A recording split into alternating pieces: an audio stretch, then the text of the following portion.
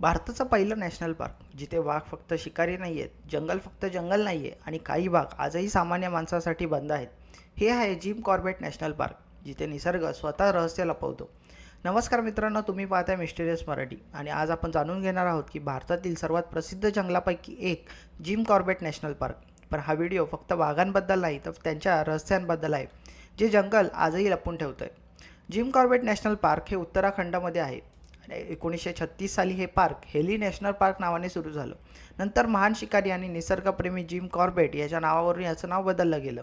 हे भारताचं पहिलं नॅशनल पार्क प्रोजेक्ट टायगर याची सुरुवात इथूनच झाली. 520 प्लस चौरस किलोमीटरचं घनदाट जंगल, पण या जंगलाचा इतिहास फक्त संरक्षणापुरताच नाही. आजही कॉर्बेटमध्ये असे काही भाग आहेत जिथे पर्यटकांना परवानगी नाही आहे. फॉरेस्ट गार्डसुद्धा क्वचितच जातात आणि GPS सिग्नल हा देखील गायब होतो. रेडिओ देखील काम करत नाही. फॉरेस्ट रिपोर्टनुसार काही ठिकाणी अचानक प्राणी गायबच होतात, तर काही मार्ग नकाशात आहेत पण प्रत्यक्षात सापडत नाही. स्थानिक लोक या भागांना म्हणतात जंगल जिथे स्वतःचा नियम चालवतो.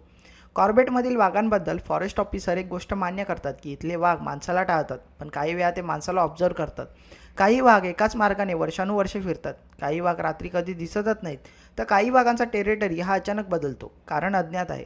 एक फॉरेस्ट ऑफिसर 2009मध्ये पेट्रोलवरती गेला. त्याचा GPS मध्ये त्याचा मुवमेंट ट्रॅक झालाच नाही.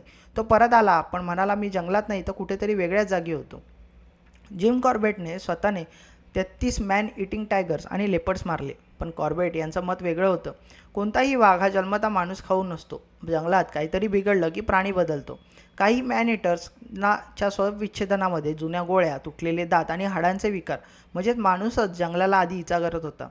ऑफिशियली रेकॉर्ड सांगतात की गेल्या 40 वर्षामध्ये 12+ लोक जंगलामध्ये हरवली. काहींचे अवशेष सापडले तर काहींचा आजपर्यंत पत्ताच नाही आहे. विशेष गोष्ट म्हणजे हरवलेले लोक हे नेहमी स्पेसिफिक झोनमध्येच गायब झालेत.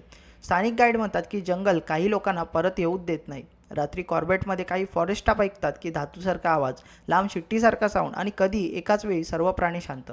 आता हा इन्फ्रासाऊंड, मोठ्या भूगर्भीय हालचाली किंवा डेन्स फॉरेस्ट इको, पण काही आवाज आजही सायन्स हे एक्सप्लेन करू शकलेले नाही आहेत.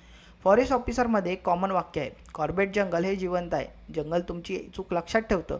नियम मोडणाऱ्याला जंगल शिक्षा करतं आणि संयम ठेवणाऱ्याला जंगल मार्ग दाखवतं.